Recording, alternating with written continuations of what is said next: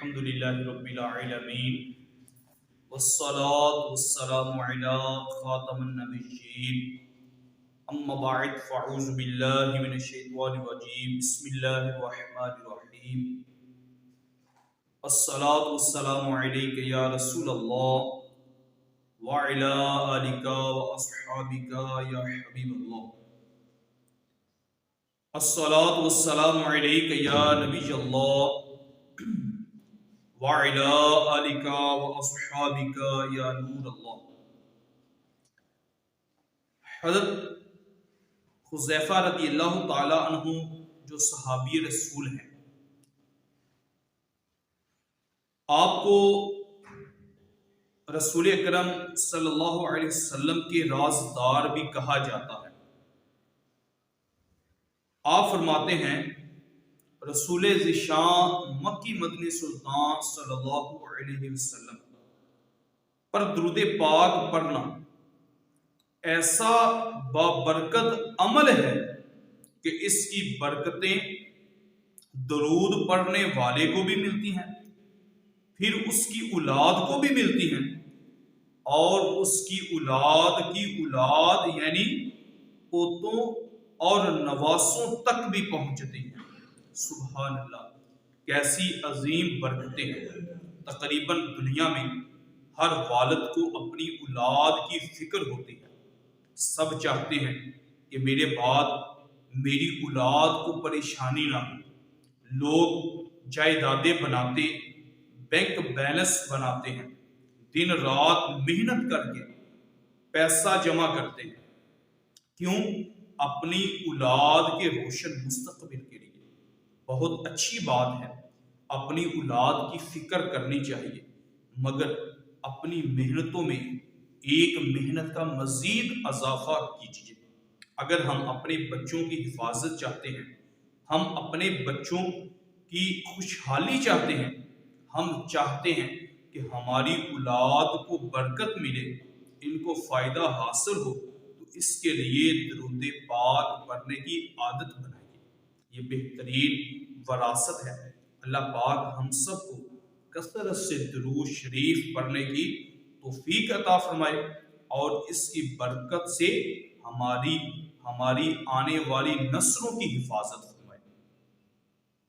خدا خود بھیجتا ہے ان پر درود، تم بھی بھیجا کرو درود شریف۔ گر پائیں صدقے دل سے کافی ہے، جملہ حاجات کو درود شریف۔ قال اللہ تبارکت اللہ، اللہ پاک جل جلالہ ارشاد فرماتا ہے والذی خلق لکم ما فی الارض جمیعا ثم استوى الى السماء فسواہن سبع سماوات وهو بكل شیء علیم۔ وہی ہے جس نے جو کچھ زمین میں ہے سب تمہارے لیے بنایا، پھر اس نے آسمان کے بنانے کا قصد فرمایا تو ٹھیک 7 آسمان بنائے، اور وہ ہر شے کا خوب علم رکھتا ہے۔ صدق اللہ العظیم و صدق رسولہ النبی الکریم صلی اللہ علیہ وسلم۔ ہم نے پارہ 1 سورہ بقرہ آیت نمبر 29 سننے کی سعادت حاصل کی۔ اللہ پاک نے اس کائنات میں ہم انسانوں کو جن نعمتوں سے نوازا ہے، اس آیت کریمہ میں ہمیں ان نعمتوں کا احساس دلایا گیا ہے، اور ساتھ ہی ایک بہت خوبصورت سبق بھی ملتا ہے جو ہمیں اس آیت کریمہ سے سیکھنے کو ملتا ہے۔ وہ نعمتیں کیا ہیں جن سے ہمیں نوازا گیا ہے، اور وہ سبق کیا ہے جو اس آیت کریمہ سے سیکھنے کو ملتا ہے؟ آئیے سنتے ہیں۔ اللہ پاک نے فرمایا والذی خلق لکم ما فی الارض جمیعا ثم استوى الى السماء فسواہن سبع سماوات وهو بكل شیء علیم۔ وہی ہے جس نے جو کچھ زمین میں ہے سب تمہارے لیے بنایا، پھر اس نے آسمان کے بنانے کا قصد فرمایا۔ تو لوگ 7 آسمان بنائے اور وہ ہر شے کا خوب علم رکھتا ہے۔ کتنی پیاری، دلکش اور خوبصورت آیت کریمہ ہے۔ ہمیں اللہ پاک کی پہچان بتائی جا رہی ہے۔ ارشاد ہوتا ہے، اے لوگو، تمہارا مالک، تمہارا خالق، تمہارا رب وہی ایک واحد لا شریک ہے جس نے تمہیں 1000 طرح کی نعمتوں سے نوازا ہے۔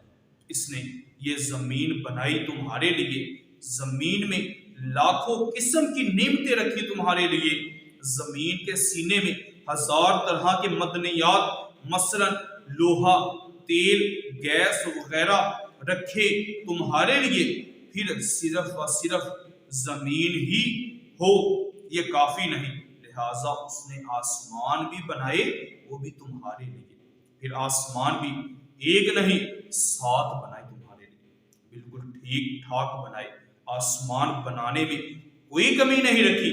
ہزاروں سال گزر گئے، اب تک یہ آسمان پرانے نہیں پڑے، اتنی بڑی چھت کمزور نہیں ہوئی، اس میں ٹوٹ پھوٹ نہیں ہوئی، یہ سب اہتمام بھی تمہارے لیے، غرض کہ وہ ایک ذات جس نے ساری کائنات کو تمہاری خدمت کے لیے لگا دیا، سب کچھ تمہارے فائدے کے لیے بنا دیا، وہی خدا ہے، وہی تمہارا مالک ہے، وہی تمہارا خالق ہے، وہی رب ہے، وہی عبادت کے لائق ہے، اور وہ ہر چیز کا خوب علم رکھتا ہے۔ دیکھیے کتنی دلکش آیت کریمہ ہے، کیسے صاف صاف اور سادہ لفظوں میں اللہ پاک کی نعمتوں کا ہمیں احساس دلایا گیا ہے۔ ہم اگر سچے دل سے اس آیت کریمہ کو سمجھیں، اس پر غور کریں، تو ایسا ہو نہیں سکتا کہ اللہ پاک کی محبت ہمارے دل میں نہ اترے۔ ذرا تصور تو باندھیے، وہ کیسا رحمان ہے، وہ کیسا رحیم رب ہے، کیسا عظیم رب ہے کہ جس نے کائنات کے ذرے ذرے میں ہمارے لیے نفع بخشا، یعنی فائدہ پہنچانے کا پہلو رکھ دیا ہے۔ آپ ذرا غور فرمائیے، یہ زمین ہمارے لیے پیدا کی گئی، آسمان ہمارے لیے بنائے گئے۔ تصور کیجئے اللہ پاک نے زمین کو فرش کی صورت میں بچھا ہوا ہے بنایا، اگر یہ دیوار کی طرح کھڑی حالت میں ہوتی، ہم اس پر کس طرح رہ پاتے؟ اللہ پاک نے زمین کو نرم بنایا۔ اگر آپ کو کبھی پہاڑ پر چڑھنے کا اتفاق ہوا ہو تو اندازہ ہوا ہوگا پہاڑ پر چلنا کتنا دشوار ہوتا ہے، پاؤں تھک جاتے ہیں، پیروں کے تلوؤں میں درد ہونے لگتا ہے۔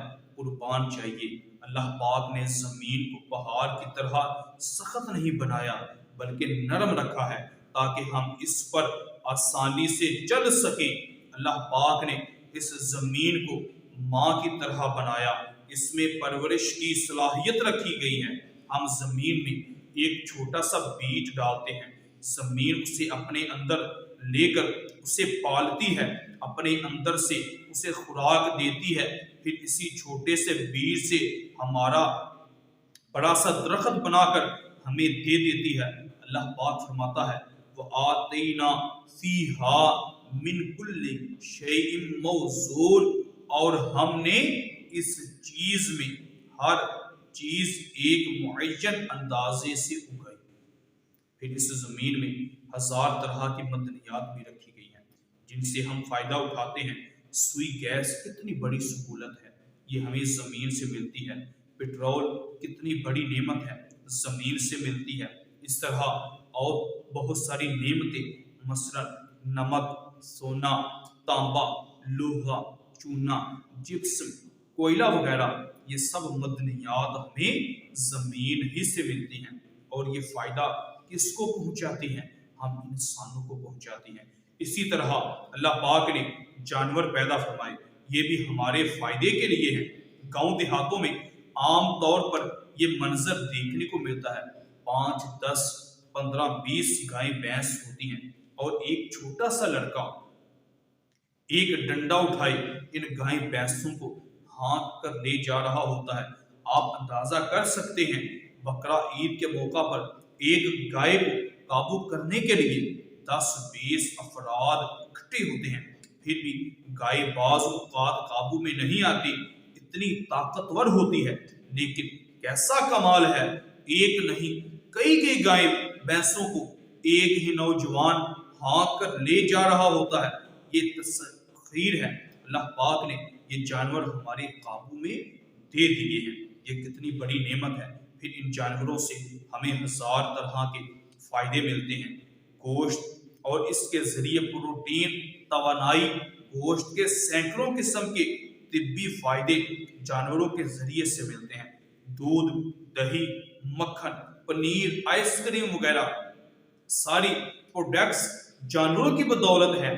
پھر ہمارے جوتے، بہت سارے لباس، بالخصوص سردیوں کے پہناوے، مثلا سویٹر، جرسی، جیکٹ جو چمڑے سے بنائے جاتے ہیں، یہ بھی جانوروں سے ملتے ہیں۔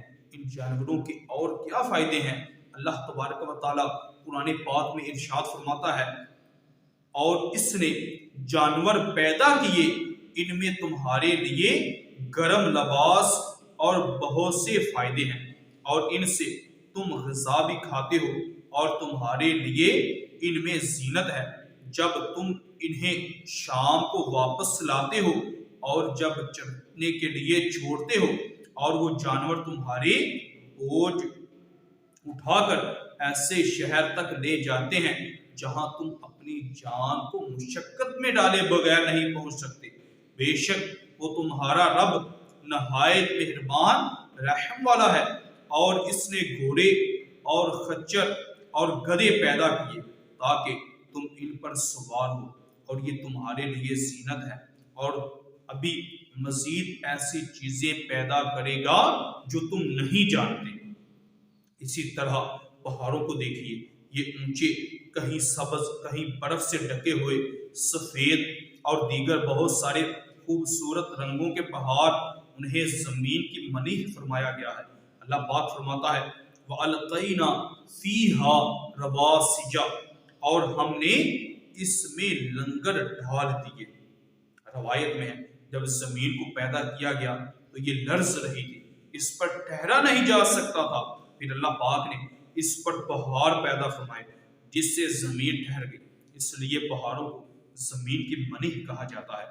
زمین کے خشک حصے کو تقریباً 5واں حصہ پہاڑوں پر مشتمل ہے۔ دنیا میں تقریباً 82 تازہ، صاف، شفاف اور میٹھا پانی پہاڑوں سے نکلتا ہے۔ بہت سارے معدنیات بھی انہی پہاڑوں سے نکلتے ہیں۔ پہاڑوں پر کئی قسم کی جڑی بوٹیاں پائی جاتی ہیں جو علاج میں کام آتی ہیں۔ موسمیاتی تبدیلی میں ایک بڑا کردار پہاڑ بھی ہوا کرتے ہیں۔ یہ سب فائدے کس کے لیے ہیں؟ ہمارے لیے ہیں۔ اللہ پاک نے درخت بنائے، جنگلات اگائے، یہ بھی ہمارے فائدے کے لیے ہیں۔ جنگلات سے ہمیں آکسیجن ملتی ہے، فرنیچر اور بہت سارے کاموں کے لیے لکڑی جنگلات سے حاصل ہوتی ہے۔ کاغذ جس پر آج بھی تعلیم کا انحصار ہے، اس کاغذ پر کتابیں چھپتی ہیں۔ ہم اپنے روزمرہ کے کاموں میں کئی طرح سے کاغذ کو استعمال کرتے ہیں۔ یہ کاغذ بھی لکڑی سے بنتا ہے۔ آج بھی دوائیوں میں بہت ساری جڑی بوٹیاں استعمال کی جاتی ہیں، وہ جڑی بوٹیاں بھی جنگلات ہی سے ملتی ہیں۔ گوند اور کئی قسم کے مٹیریل بھی جنگلات سے ملتے ہیں۔ اور ایک اہم بات، جنگلات کے موسم پر بہت اثرات ہیں۔ آج کل یعنی موسمیاتی تبدیلی کا بڑا مسئلہ ہمیں درپیش ہے۔ آپ اندازہ لگا رہے ہوں گے، سردی اور گرمی کے آنے جانے کا وقت تبدیل ہو رہا ہے۔ ہمارے پاکستان میں نومبر اور دسمبر میں سخت سردی کے مہینے تھے، مگر اب نومبر میں ابھی تک کی جگہوں پر پنکھے چلتے ہیں۔ اس موسم کی تبدیلی کے ہمارے صحت پر بڑے بڑے اثرات پڑتے ہیں۔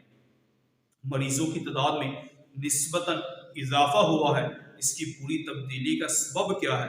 درختوں کی کمی، جنگلات کاٹ کر فیکٹریاں لگائی جا رہی ہیں، جس کے سبب موسم ان بیلنس ہو رہا ہے۔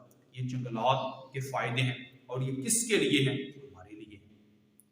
ایک بار امام شافعی رحمۃ اللہ تعالی علیہ کے پاس کچھ کافر آ گئے۔ انہوں نے امام شافعی رحمۃ اللہ تعالی علیہ سے سوال کیا، بتائیے خدا کے وجود کی کیا دلیل ہے؟ شاید امام شافعی رحمۃ اللہ تعالی علیہ اس وقت شتوت کے درخت کے قریب بیٹھے تھے، اس لیے فرمایا یہ شتوت کا درخت ہی میرے قادر قیوم اللہ پاک کے وجود کی دلیل ہے۔ کافر بولے وہ کیسے؟ فرمایا دیکھو اس شتوت کا پتا اگر ہرن کھائے تو یہ مشک بن جاتا ہے، اسی پتے کو اگر بکری کھائے تو دودھ بنتا ہے، اور اسی پتے کو ریشم کا کیڑا کھا لے اس سے ریشم بن جاتا ہے۔ تو وہ کون ہے جو ایک ہی پتے کو اتنی شکلیں عطا فرما دیتا ہے؟ حالانکہ پتا اس کی طبیعت ایک مٹیریل بس کھانے والے کو جانور بدلتے جائیں تو اس پتے سے تیار ہونے والی چیز بدلتی جاتی ہے۔ بس جو ذات ایک پتے کو کبھی مشک، کبھی دودھ اور کبھی ریشم بناتی ہے اسی کو خدا کہتے ہیں۔ یہ خوبصورت دلیل سن کر وہ کافر فوراً کلمہ پڑھ کر مسلمان ہو گئے۔ کوئی تو ہے جو نظام ہستی چلا رہا ہے وہی خدا ہے، دکھائی بھی جو نہ دے نظر بھی جو آ رہا ہے وہی خدا ہے۔ سفید اس کا سیاہ اس کا نفس ہے گوہ اس کا، جو شعلہ جاں کو جلا رہا ہے بجھا رہا ہے وہی خدا ہے۔ امام شافعی رحمۃ اللہ تعالی نے شتوت کے پتے کو خدا کے وجود کی دلیل بنایا، لیکن اس واقعے پر ایک اور پہلو سے غور فرمائیے۔ اللہ پاک نے شتوت کے پتے میں جتنی صلاحیتیں رکھی ہیں اس کا فائدہ کس کو پہنچتا ہے؟ اس سے ریشم بنتا ہے، کیا اسے ریشم کا کیڑا استعمال کرتا ہے؟ نہیں، ہم استعمال کرتے ہیں۔ اس سے ہرن کھائے تو اس سے مشک بنتا ہے، اس مشک کو ہرن استعمال کرتا ہے؟ نہیں، ہم استعمال کرتے ہیں۔ اس سے بکری کھائے تو دودھ بنتا ہے، یہ دودھ کیا بکری خود پی لیتی ہے؟ نہیں، ہم پیتے ہیں۔ یہ صرف شتوت کے پتے کی بات نہیں ہے، ہر درخت میں ایسی ہزار بے خصوصیات رکھی گئی ہیں، یہ سب کچھ کس کے لیے ہے؟ ہمارے فائدے کے لیے۔ فلسفی کی عقل چکر کھائے صدہا سال تک، کب تیری حکمت سے ہوگا رب العالمین۔ اس دنیا میں ایک طبقہ پایا جاتا ہے جنہیں ملحد کہتے ہیں۔ ان لوگوں کا یہ ماننا تھا کہ اس دنیا کا کوئی خدا نہیں، یہ دنیا خود ہی بنی خود ہی چل رہی ہے۔ جب تک سائنس نے ترقی نہیں کی تھی یہ لوگ یہی نظریہ رکھتے تھے، مگر جب سائنس نے ترقی کی، سینکڑوں کہکشائیں دریافت ہوئیں، کائنات کی وسعت سامنے آئی، تو انہیں بھی ماننا پڑا کہ اتنی بڑی کائنات خود بخود کیسے بنانے والے کے بغیر بن سکتی ہے؟ ایسا ممکن نہیں ہے۔ لہٰذا انہوں نے اپنے نظریے میں تھوڑی سی تبدیلی کی۔ ایک بڑا ملحد تھا، اس نے کتاب لکھی انتا گھڑی ساز، گھڑی سے اس کی مراد کائنات ہے۔ اب انہوں نے یہ نظریہ بنا لیا کہ کائنات کو بنانے والا ہے تو ہے، مگر وہ حی و قیوم ہستی نہیں ہے، بلکہ کچھ اصول ضابط ہیں جن کے سبب کائنات بن گئی اور چلتی جا رہی ہے۔ لا حول ولا قوت الا باللہ۔ کیسے اندھے ہیں بھلا جو خود یعنی اندھا ہے، اس نے دیکھنے والے عقل شعور رکھنے والے انسان کیسے بنا دیے؟ نہیں، کائنات کے ذرے ذرے میں نفع بخش یعنی فائدہ پہنچانے کا جو پہلو موجود ہے یہ بتاتا ہے کہ کائنات کسی حادثے کا نتیجہ نہیں بلکہ کسی ہستی کا شاہکار ہے، اور وہ ہستی کیسی ہے؟ وَهُوَ بِكُلِّ شَيْءٍ عَلِيمٌ، اور وہ ہر شے کا خوب علم رکھتا ہے۔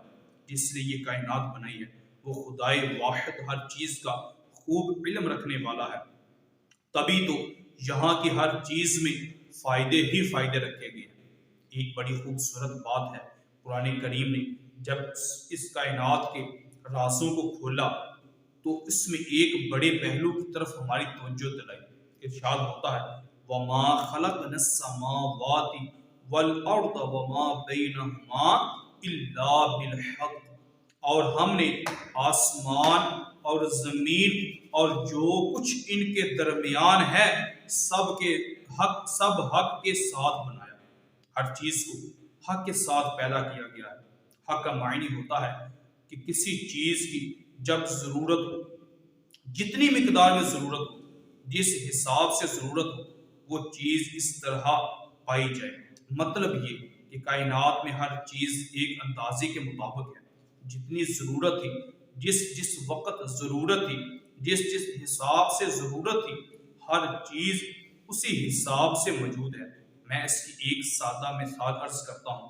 سائنسدان آج کل زمین کے علاوہ دوسرا سیارہ تلاش کر رہے ہیں جہاں جا کر زندگی گزاری جا سکے۔ اسی سلسلے میں چاند کو اپنا مسکن رہائشی مقام بنانے کی کوشش کی گئی، مگر معلوم ہوا کہ درجہ حرارت زیادہ ہے، لہٰذا وہاں زندگی گزارنا بہت دشوار ہے۔ پھر مریخ کے متعلق تحقیقات شروع ہوئی، معلوم ہوا کہ وہاں درجہ حرارت کم ہے، لہٰذا زمین کی نسبت وہاں بھی زندگی گزارنا دشوار ہے۔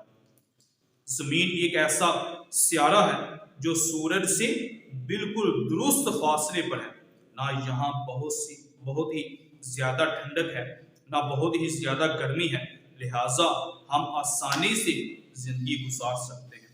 سبحان اللہ۔ اب ذرا غور فرمائیے، وہ کون ہے جس نے زمین کو اس طرح بالکل درست فاصلے پر رکھا ہے، اس کا درجہ حرارت بالکل ایسا موزوں رکھا ہے کہ ہم یہاں بآسانی زندگی گزار سکتے ہیں۔ کیا یہ کوئی حادثہ ہے؟ نہیں، یہ اس خدائے بزرگ کی تخلیق ہے جو ہر چیز کا خوب علم رکھتا ہے، اور اس نے یہ زمین بنائی ہے کس کے لیے؟ ہمارے فائدے کے لیے بنائی ہے۔ اللہ پاک نے فرمایا والذی خلق لکم ما فی الارض جمیعا، وہی ہے جس نے جو کچھ زمین میں ہے سب تمہارے لیے بنایا۔ یہ ساری کائنات ہمارے فائدے کے لیے بنائی گئی۔ اس کے چند پہلو پر ہم نے غور کیا، اب اس آیت کریمہ پر ایک پہلو سے غور فرمائیے۔ یہ زمین، آسمان، چاند، سورج، ستارے، یہ ہوائیں، یہ فضائیں، یہ بادل، یہ بارش، یہ جنگلات، یہ وادیاں، اونچے اونچے پہاڑ، بہتے ہوئے چشمے، کانوں میں رس گھولتے ہوئے چڑیوں کے چہچہ، یہ سب کچھ ہمارے لیے ہیں۔ اب ذرا یہ بھی تو غور فرمائیے، ہم کس کے لیے ہیں؟ اللہ پاک فرماتا ہے وَمَا خَلَقْتُ الْجِنَّ وَالْإِنسَ إِلَّا لِيَعْبُدُونَ، اور میں نے جن اور آدمی اسی لیے بنائے کہ میری عبادت کریں۔ اللہ اکبر۔ گویا فرمایا جا رہا ہے اے انسان، یہ زمین، یہ آسمان، یہ ہوائیں، یہ کہکشائیں، سب کچھ تیرے لیے، مگر تم ہمارے لیے۔ ڈاکٹر اقبال نے کہا تھا نہ تو زمین کے لیے ہے نہ آسمان کے لیے، جہاں ہے تیرے لیے تو نہیں جہاں